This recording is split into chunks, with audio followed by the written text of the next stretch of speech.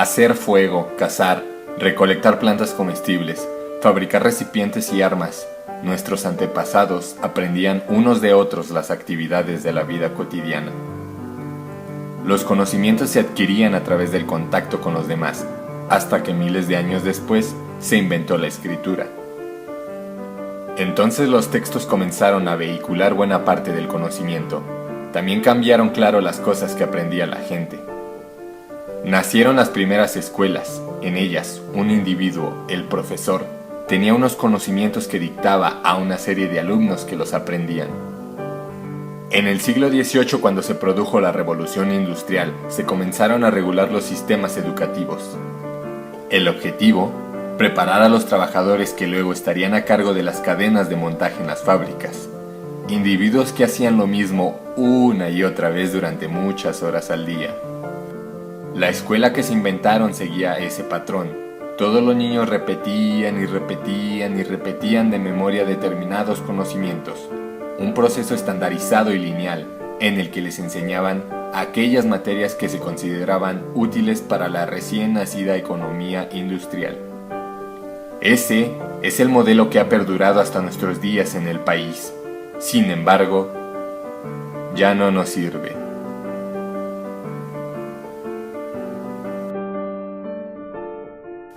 Sir Ken Robinson es reconocido a nivel mundial como un experto en creatividad, innovación y recursos humanos, y gran parte de su trabajo se ha enfocado en investigar la importancia del arte en la educación formal.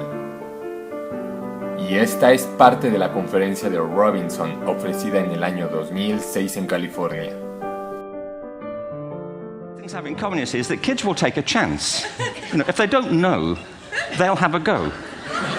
Am I right? They're not frightened of being wrong. Now, I don't mean to say that being wrong is the same thing as being creative. What we do know is, if you're not prepared to be wrong, you'll never come up with anything original. If you're not prepared to be wrong. And by the time they get to be adults, most kids have lost that capacity. They have become frightened of being wrong. And we run our companies this, by the way. We stigmatize mistakes. And we're now running national education systems where mistakes are the worst thing you can make. And the result is that we are educating people out of their creative capacities. Picasso once said this. He said that all children are born artists. The problem is to remain an artist as we grow up. I believe this passionately, that we don't grow into creativity, we grow out of it. Or rather, we get educated out of it. At the top are mathematics and languages, then the humanities, and at the bottom are the arts, everywhere on earth. And in pretty much every system too, there's a hierarchy within the arts. Art and music are normally given a higher status in schools than drama and dance. There isn't an education system on the planet that teaches dance every day to children the way we teach them mathematics. Why? Why not? I think this is rather important. I think maths is very important, but so is dance. Children dance all the time if they're allowed to. We all do. We all have bodies, don't we? Did I miss a meeting? I think... Truthfully, what happens is, as children grow up, we start to educate them progressively from the waist up. And then we focus on their heads, and slightly to one side. If you were to visit education as an alien and say, what's it for, public education, I think you'd have to conclude, if you look at the output, who really succeeds by this? Who does everything they should? Who gets all the brownie points? Who are the winners? I think you'd have to conclude the whole purpose of public education throughout the world is to produce university professors. There's something curious about professors. In my experience, not all of them, but typically, they live in their heads. They live up there, and slightly to one side.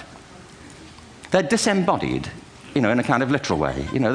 They look upon their body as a form of transport for their heads. It's... Don't they?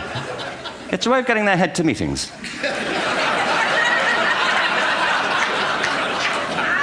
Our education system is predicated on the idea of academic ability. And there's a reason. The whole system was invented around the world. There were no public systems of education really before the 19th century. They all came into being to meet the needs of industrialism.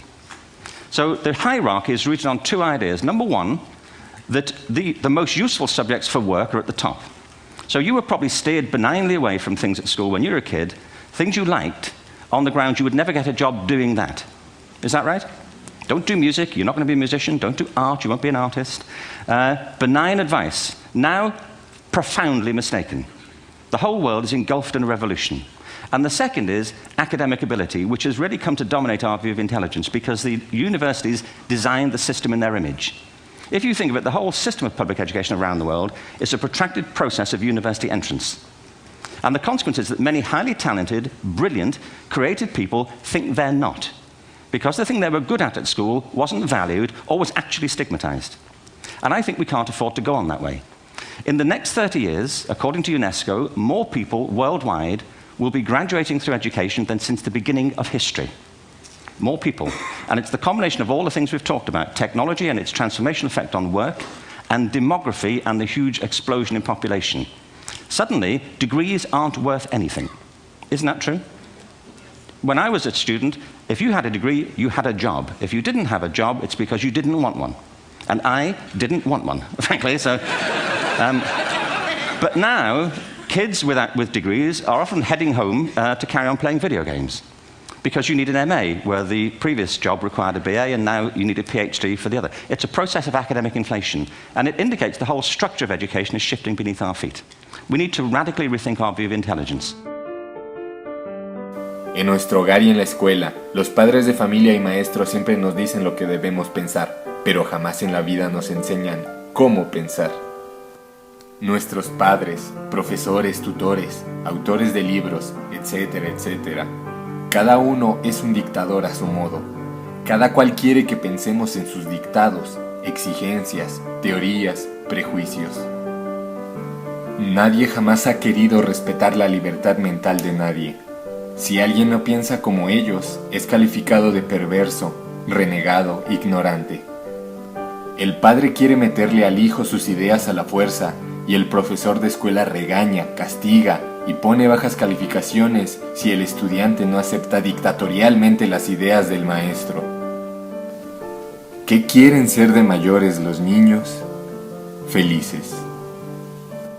Logan LaPlante es un chico que a los 9 años de edad fue sacado del colegio por sus padres para tener una educación diferente, contacto con la naturaleza, trabajos para la comunidad, junto con matemáticas, ciencias y escrituras y demás. Neuroscientists say that the teenage brain's pretty weird. Our prefrontal cortex is underdeveloped, but we actually have more neurons than adults, which is why we can be so creative, and impulsive, and moody, and get bummed out. But what bums me out is to know that a lot of kids today are just wishing to be happy, to be healthy, to be safe, not bullied, and be loved for who they are. So it seems to me when adults say, "What do you want to be when you grow up?" they just assume that you'll automatically be happy and healthy. But maybe that's not the case. Go to school, go to college, get a job, get married, boom. Then you'll be happy, right? We don't seem to make learning how to be happy and healthy a priority in our schools. It's separate from schools. And for some kids, it doesn't exist at all. But what if we didn't make it separate? What if we based education on the study and practice of being happy and healthy? Because that's what it is, a practice, and a simple practice at that. Education is important, but why is being happy and healthy not considered education? I just don't get it. In 2006, Sir Ken Robinson gave the most popular TED Talk of all time, Schools Kill Creativity.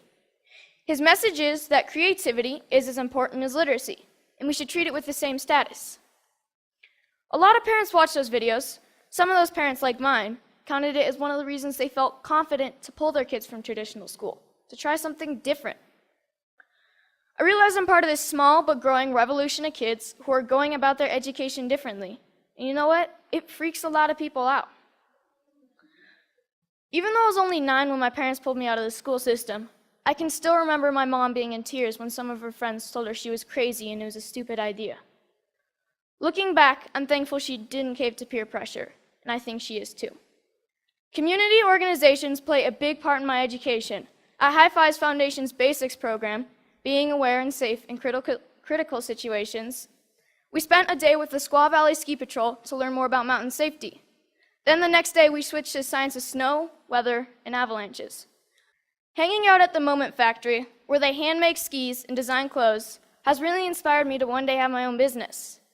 The guys at the factory have showed me why I need to be good at math, be creative, and get good at sewing. So I got an internship at Big Truck Brand to get better at design and sewing.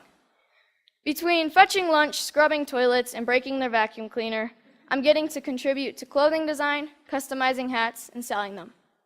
The people who work there are happy, healthy, creative, and stoked to be doing what they're doing. This is by far my favorite class. So this is where I'm really happy, Powder Days. And it's a good metaphor for my life, my education, my hack schooling. If everyone skied this mountain, like most people think of education, everyone would be skiing the same line, probably the safest, and most of the powder would go untouched. I look at this and see 1,000 possibilities. Dropping the cornice, shredding the spine, looking for a tranny from cliff to cliff. Skiing to me is freedom, and so is my education. It's about being creative, doing things differently. It's about community and helping each other. It's about being happy and healthy among my very best friends. So I'm starting to think I know what I might want to do when I grow up. But if you ask me, what do I want to be when I grow up? I'll always know that I want to be happy. Thank you. A nosotros como estudiantes nos quieren enseñar el mundo sentados diariamente en un incómodo pupitre mediante libros. Pero si hasta los griegos ya sabían que no aprendemos repitiendo de memoria, sino haciendo, cuando nos emocionamos. Pero, ¿cómo voy a estar atento en clase? Datos y datos, fórmulas, información. Si ya no me acuerdo de lo que estudié el año pasado. Que si la capital de Ecuador es Quito, pero estoy seguro que eso está en Google.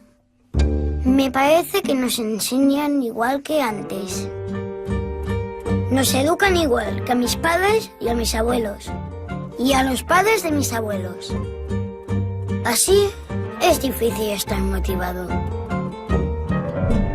Ahora se ha puesto de moda decir que tenemos TDA, porque creen que no atendemos en clase. Algunos niños sí que tienen un problema y les dan pastillas. ¡Todo pastillas! Pero a otros lo que nos pasa es que estamos muy aburridos. Porque con las cosas que nos gustan podemos pasarnos horas y horas. ¿Por qué en lugar de darnos pastillas no intentan motivarnos? Para que seamos creativos, para que inventemos, para que soñemos, que nos den ganas de aprender. Pero si vivimos en una época súper chula, tenemos el mundo a nuestro alcance. Con un clic, yo me paso horas navegando por internet, mirando vídeos, jugando. No sé, es que en el cole me duermo. Por eso hay que transformar la escuela de arriba a abajo. Necesitamos un sistema educativo que mediante el aprendizaje social y emocional fomente la educación personalizada, que potencie el desarrollo de cada individuo, que estimule la creatividad, la pasión, la energía, el talento, porque nuestro futuro está lleno de nuevos retos que requerirán nuevas soluciones, y estas dependerán de cuán creativa, vital y variada sea la gente, y también feliz. Y para ser feliz, necesitamos realizarnos y desarrollarnos, y una educación de calidad.